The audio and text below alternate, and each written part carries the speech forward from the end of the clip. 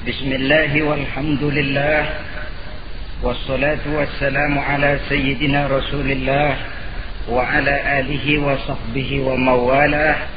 La hawla wa la quwwata illa billah, amma ba'd.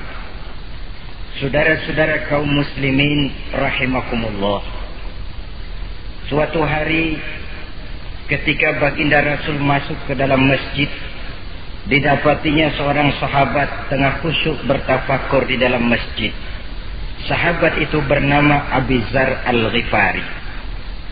Dihampiri beliau oleh baginda Rasul, kemudian ditanya, "Hai Abi Dzar, begitu khusyuk dan tafakur engkau di dalam masjid, gerangan apa permohonanmu kepada Allah di tempat yang suci ini?" Abi Dzar menjawab, "Maafkan saya ya Rasul. Saya dari tadi di masjid di sini ini bukan berdoa. Lalu wirid juga tidak. Iktikaf ya setengah iktikaf. Habis kenapa kamu di sini?" "Saya menghindar orang ya Rasul." "Menghindar orang kenapa?" "Terlalu banyak datang orang ke rumah saya nagih utang. Saya jadi bingung mau pergi kemana. Akhirnya saya pikir tempat yang netral, yang kira-kira orang nggak datang lagi, ya ke masjid di sini. Maka saya lalu ngetem di sini. Model ke masjid bukannya wirid, zikir, takut diuber-uber utang." Baginda Rasul senyum, lalu beliau berkata, "Hai Abi Dzar, maukah engkau aku ajarkan satu doa yang kalau kamu amalkan Allah akan bebaskan hatimu dari perasaan dililit hutang." Bukan dibebasin hutangnya, dibebasin dari perasaan dililit oleh hutang. Sebab kalau ada doa yang kalau dibaca hutang jadi lunas ya enak. Jadi ini jangan keliru saudara-saudara. Kalau diamalkan hati bebas dari perasaan dililit oleh hutang. Mau ya Rasul? Lalu diajarkanlah doa itu, "Allahumma inni a'udzubika minal hammi wal hazan wa minal ajzi wal kasal wa minal jubni wal bukhl wa min ghalabatid dain wa qahrir rijal." Ma'asyiral muslimin rahimakumullah. Banyak di antara kita yang kalau diajarkan satu doa lalu tidak mengukur diri antara doa itu dengan pribadi kita. Padahal syarat di antara kabulnya doa sejak dari adab berdoa sudah diajarkan. Berdoa itu yang baik, bersih tempatnya, bersih pakaiannya, menghadap ke arah kiblat, menengadahkan kedua belah tangan, dengan khusyuk dan tawadhu, dengan serius dan penuh keyakinan bahwa doa akan dikabulkan oleh Allah. Sebab Allah dalam hadis qudsi menyatakan, "Ana inda zanni abdi bi." Aku sih, kata Allah, bagaimana sangka hambaku kepadaku saja. Kalau dia sangka baik, aku baik. Kalau dia sangka tidak baik, aku juga tidak baik. Bagaimana sangka hambaku? Jadi kalau kita berdoa sementara hati kita dalam batin ngomong, jangan-jangan doa gua nggak diterima nih. Enggak. Kenapa? Hatinya sudah begitu. Innallaha la yaqbalu du'aan min qalbin ghafilin lahin. Allah tidak akan menerima doa dari hati yang lalai terhadap doa yang dibacanya itu. Nah, di antara yang terpenting menyesuaikan doa dengan keadaan pribadi. Jadi kalau kita kerja gajinya 1 bulan 1.000, ya wajarlah berdoa minta rezeki 1.500. Wajar namanya. Yang 1.000 sudah ada modal kerja kita, yang 500 kita minta doa kepada Allah. Saudara hadirin, begitu juga doa yang diajarkan oleh baginda Nabi kepada Abi Dzar. Ini hakikatnya mengajarkan kita manusia untuk menjauhi penyakit rohani. Doa ini mengajarkan 8 macam penyakit rohani yang menjadi dinding antara kita dengan Allah. Dan penyakit rohani ini lebih bahaya daripada penyakit jasmani. Kenapa? Penyakit rohani tidak menyebabkan orang masuk neraka. Nah, maaf. Penyakit jasmani tidak menyebabkan orang masuk neraka. Yang menyebabkan orang masuk neraka adalah penyakit rohani. Di akhirat itu nanti tidak ada penduduk neraka ditanya, "Mas, sampean kenapa masuk neraka?" "Anu Pak, saya di dunia dulu korengan."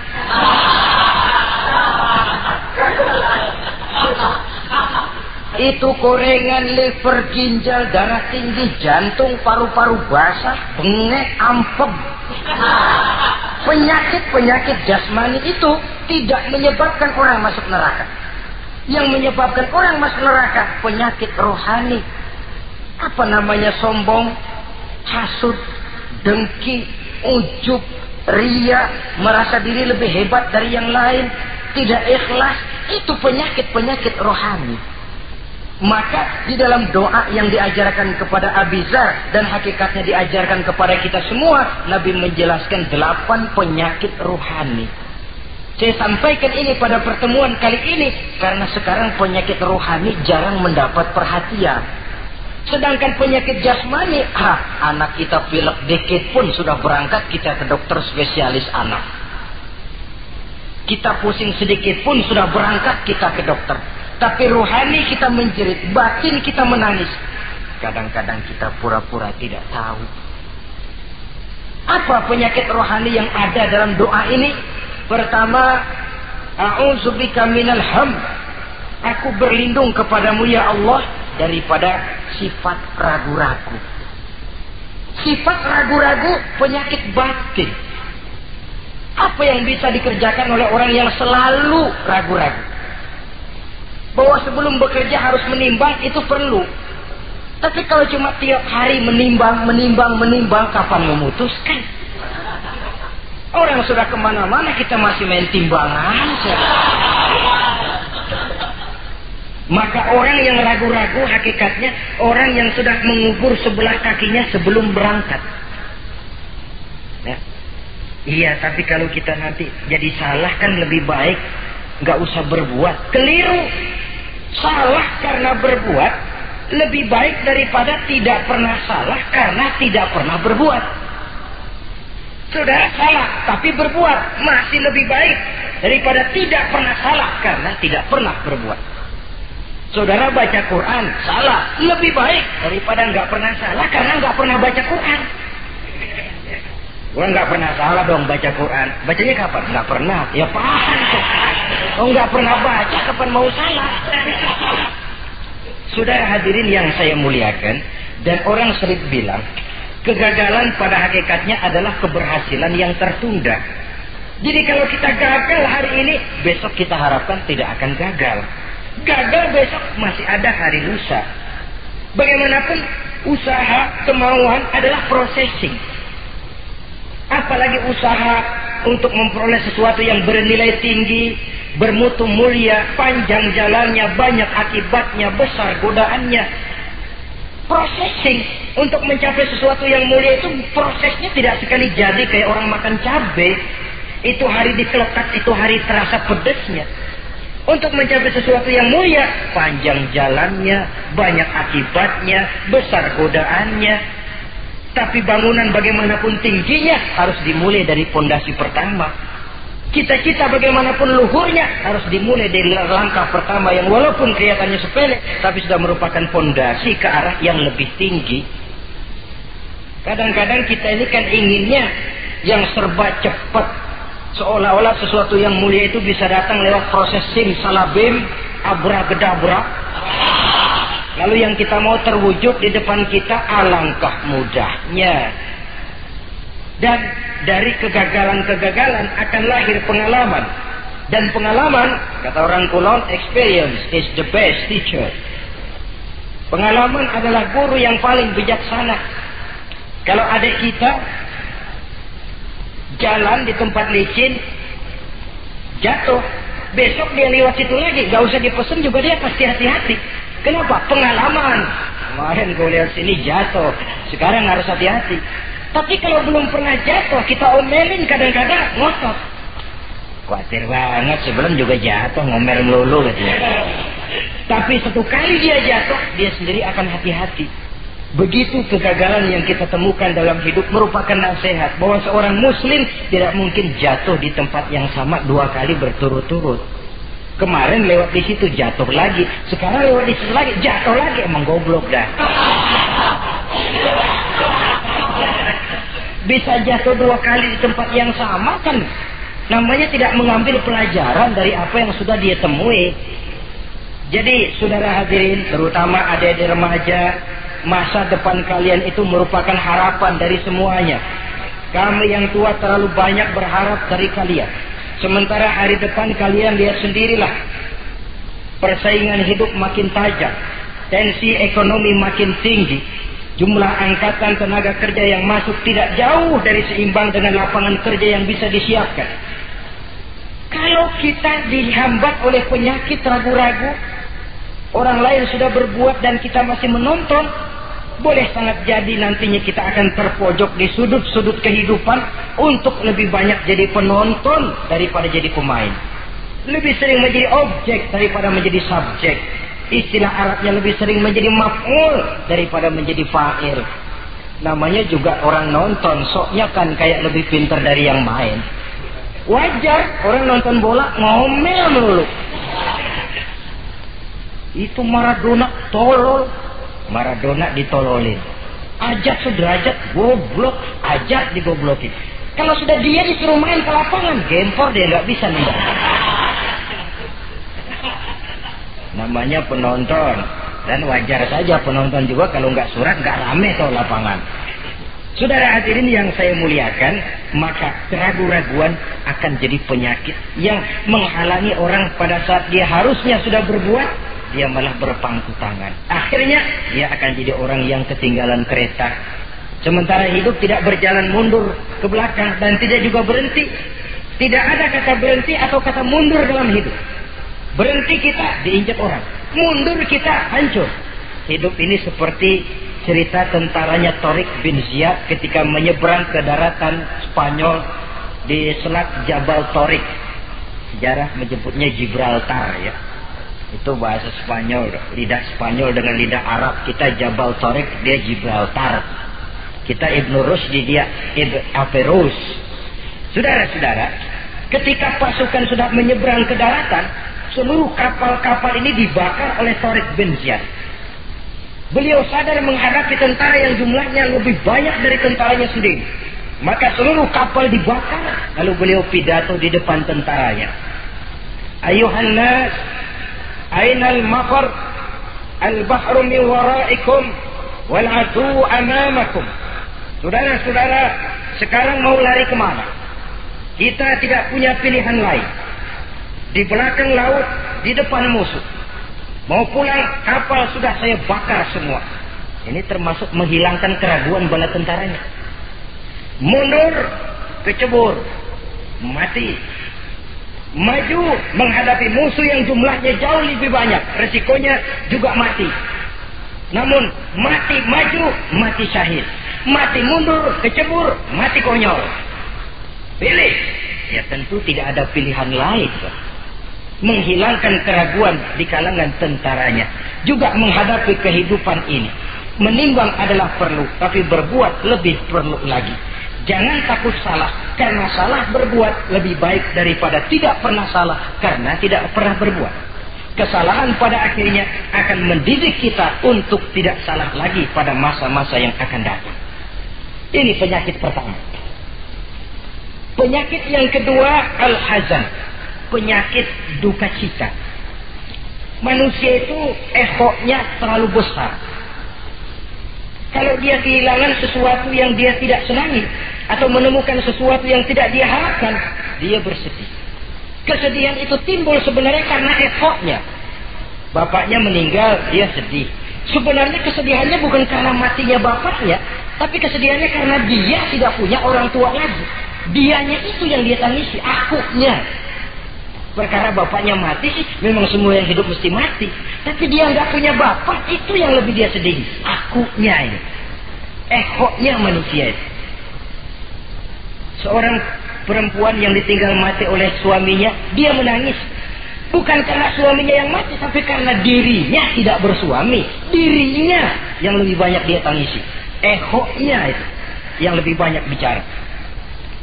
Oleh karena itu agama mengajarkan, kata Nabi, ahbib habibaka haunan ma asa ayyakuna baghidaka yawman ma wa abghid baghidaka haunan ma asa ayyakuna habibaka yawman ma. Cintailah apa yang kamu cintai sekedarnya saja. Sebab sangat boleh jadi yang sekarang kamu paling cinta, besok jadi yang paling kamu benci. Tapi bencilah apa yang kamu benci sekedarnya saja. Sebab boleh jadi yang hari ini paling kamu benci, besok akan kamu paling cintai. Saudara-saudara kaum muslimin, maka cintailah harta, cintailah kedudukan, cintailah harta benda, cintailah anak dan istri sekedarnya saja. Sehingga tidak berurat dan berakar. Sebab kalau dia sampai berurat dan berakar di hati ini, nanti ketika datang saat berpisah, kita seakan tidak mau menghadapi kenyataan. Kita seakan ingin lari dari kenyataan. Tetapi kalau bersifat ala kadarnya, seluruhnya sudah diperhitungkan. Oleh karena itu, untuk mengatasi sifat duka cita ini, kuncinya adalah iman. Siapa sih orang yang tidak pernah sedih dalam hidup ini? Tapi siapa orang yang tidak pernah senang dalam hidup ini? Tidak ada orang yang senang terus dan tidak ada orang yang sedih terus. Dia berganti. Bahkan itulah yang bikin hidup ini nikmat. Coba kalau hidup ini isinya ketawa saja, monoton. Sebaliknya kalau hidup isinya cuma nangis saja, bagaimana rasanya? Tapi ada senyum, ada tangis, ada duka, ada suka. Itulah bumbu daripada kehidupan. Cuma tentu saja saudara-saudara, duka cita yang pada gilirannya akan membawa kebahagiaan, itu yang harus berani kita hadapi. Tapi duka cita yang tidak beralasan, itu yang jadi penyakit. Kaya, sedih, takut miskin, itu kan tidak beralasan. Sudah punya jabatan, takut merosot, takut pensiun, dengar mau ada mutasi, gerusak-gerusuk. Kan itu yang tidak beralasan. Duka cita semacam itu tidak beralasan. Karena tidak sadar bahwa pada awalnya itu pun tidak dia miliki. Kalau duka cita itu akan membawa kebahagiaan, tidak perlu kita takuti. Satu contoh. Kalau di depan saudara saya sodorkan 2 gelas, yang satu isinya jamu, yang satu sirup. Kira-kira saudara minum jamu apa sirup? Jamu apa sirup? Orang yang berpikir panjang saya yakin pasti minum jamu. Pahit memang, getir memang waktu minum. Tapi besok badan sehat, tenaga kuat, gairah kerja ada, semangat hidup tumbuh. Ini orang Islam, orang yang berpikir jauh ke depan. Ke depan kemana? Dia tidak cuma mikir dunia. Dia mikir kubur, alam kubur. Dia mikir akhirat, maka dia berani minum jamu. Apa jamu itu? Puasa, jamu. Pahit. Memang enak banget puasa. Setengah mati. Sembahyang, jamu. Pahit. Sedekah, jamu. Pahit. Sekarang. Tapi besok kita pulang ke alam kubur. Ya Allah, nikmat alam kubur. Untung kemarin waktu di dunia minum jamu. Waktu di dunia sembahyang, kuburan terasa nikmat. Waktu di dunia sedekah, kuburan dipakein AC. Padahal cuman goceng sedekahnya. Adapun orang yang di luar Islam, dia berpikir pendek. Yang dia lihat cuma yang di depan hidungnya saja. Dia nggak mikirin alam kubur, dia nggak mikir akhirat. Yang dia pikirin cuma dunia aja. Kenapa gue mesti minum jamu pahit? Sirup nih, manis. Dia minum sirup. Manis memang waktu minum. Tapi besok bibir mancung, bengkak, sirawan, sariawan itu. Saudara-saudara, sholat, sirup, tidak sholat, sirup, manis. Orang-orang puasa, dia tidak puasa, sirup, manis. Bakhil, pelit, sirup, manis. Apain sedekah? Ya tumpuk aja tuh harta dah, jangan disedekahin. Sirup, manis memang. Besok dia pulang ke alam kubur, baru terasa bibirnya pada bengkak. Baru timbul, gua nyesel banget minum sirup kemarin. Jadi saya katakan kuncinya adalah iman. Berangkat dari surah Ali Imran ayat 139.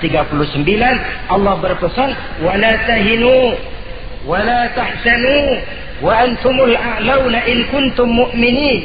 Kamu tidak perlu gundah gulana. Kamu tidak perlu duka cita dan sedih hati. Kamu sesungguhnya adalah tinggi jikalau kamu benar-benar beriman. Jadi dengan iman, duka cita yang tidak beralasan tidak perlu ada. Karena sifat duka cita yang tidak beralasan merupakan penyakit rohani yang menjadi penghambat agar orang tidak memperoleh kemajuan apapun dalam kehidupannya. 2. Penyakit rohani yang ketiga, saudara-saudara, al-ajz. Penyakit lemah. Nabi menyatakan, al-mu'minul qawiyyu ahabbu ilallahi minal mu'minid dha'if.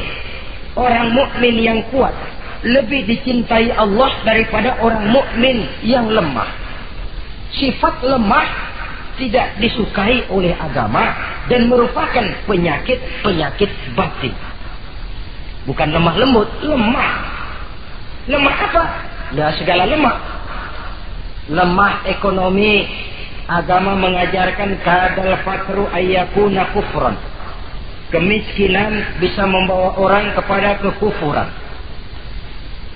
Apalagi lemah pendidikan, dalam arti terbelakang, ketinggalan oleh orang-orang lain. Dan yang paling celaka, lemah iman. Saudara-saudara hadirin yang saya muliakan, imannya lemah. Tidak punya ghirah, tidak punya rasa cemburu terhadap agamanya. Kalau anak gadisnya diusik orang, marahnya 7 lapis langit. Kalau keluarganya diusik orang, bukan main. Ngundang orang lain, menyerbu. Itu orang yang coba-coba ngusik. Tapi agamanya dihina orang. Agamanya diinjak-injak orang. Sedikit pun dia tidak punya rasa cemburu. Sedikit pun tidak ada rasa sedih. Agama saya ini mau dibawa kemana? Islam ini mau dikubur kemana? Lemah iman semacam itu yang kita rasakan sekarang. Sekarang ini orang marah kalau hartanya diusik. Orang marah kalau anak istrinya diusik. Orang marah kalau temannya diganggu. Tapi giliran agamanya diganggu, agamanya diusik, agamanya dihina. Tenang-tenang saja, Pak. Tidak ada itu gairah. Tidak ada itu rasa cemburu terhadap agama. Kaum muslimin yang saya muliakan, lemah iman semacam ini yang sangat membahayakan untuk kelangsungan kehidupan beragama.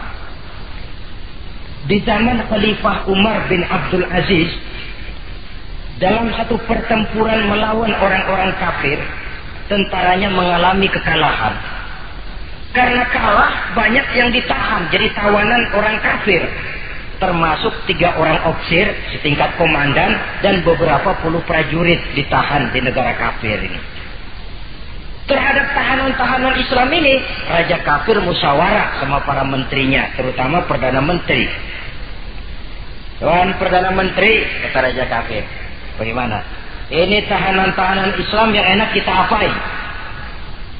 Ya terserah Tuan Raja. Kita bunuh saja supaya habis urusan. Ya terserah Tuan Raja. Tapi saya pikir-pikir, soal bunuh sih gampang. Cuma apa tidak lebih baik kalau mereka kita bujuk saja supaya ikut ke dalam agama kita, meninggalkan Islam agamanya, meninggalkan Khalifah Umar bin Abdul Aziz sebagai pemimpinnya. Itu namanya kita sudah berprinsip senjata makan tuan. Nanti kita pasang mereka untuk menghantam orang Islam sendiri. Pikir aja, betul juga Perdana Menteri. Iya, bujuk saja mereka. Caranya bagaimana? Adili saja di pengadilan secara terbuka supaya jatuh mentalnya, dia mau keluar dari Islam, ikut ke dalam agama kita. Baik, diadili secara terbuka. Yang adilin langsung Raja kafir, dihadiri oleh banyak tentara-tentara kafir. Yang mula-mula diadilin 3 orang komandan ini. Ofisir pertama maju ke depan. Maju, komandan pertama. Ofisir, saya Tuan Raja. Kamu tahu siapa kamu sekarang? Saya tahu, saya tahanan. Iya, kalau tahanan bisa diatur kan? Bisa diatur bagaimana Tuan Raja? Kamu mau nggak ikut saya? Meninggalkan Islam sebagai agamamu, meninggalkan Khalifah Umar bin Abdul Aziz sebagai pemimpinmu. Kalau kamu mau opsir, pindah agama saya, nanti kamu akan saya berikan kedudukan yang tinggi, gaji yang cukup, rumah cukup, istri cukup, kendaraan cukup. Pindah saja opsir. Tuan Raja, bagaimana? Apa Tuan kira selama ini saya berjuang karena mencari kedudukan, mencari harta, mencari tanda jasa? Tidak, Tuan Raja. Saya berjuang di bawah bendera Khalifah Umar bin Abdul Aziz li'i'la'i kalimatillah, untuk menegakkan kalimat Allah. Saya tidak akan tergiur dengan tawaran Tuan Raja. Kamu gila ya? Ya.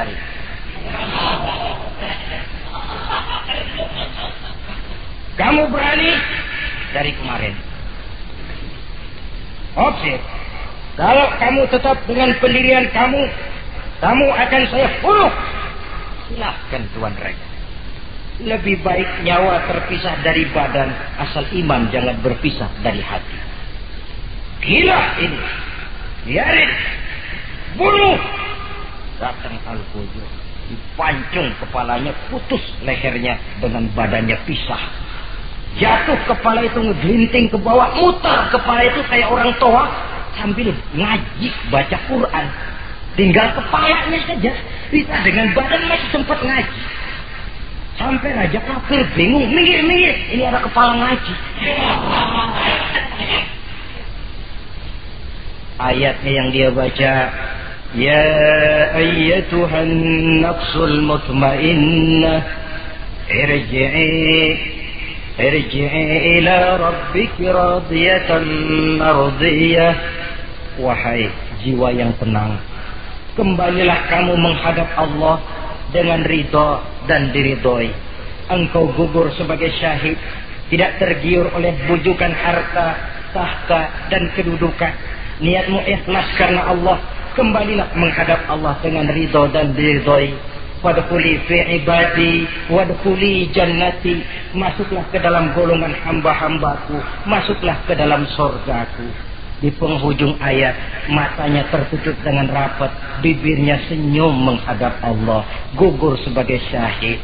Raja Kafir geleng kepala, dasar santri gila, sudah mau mati masih ngaji.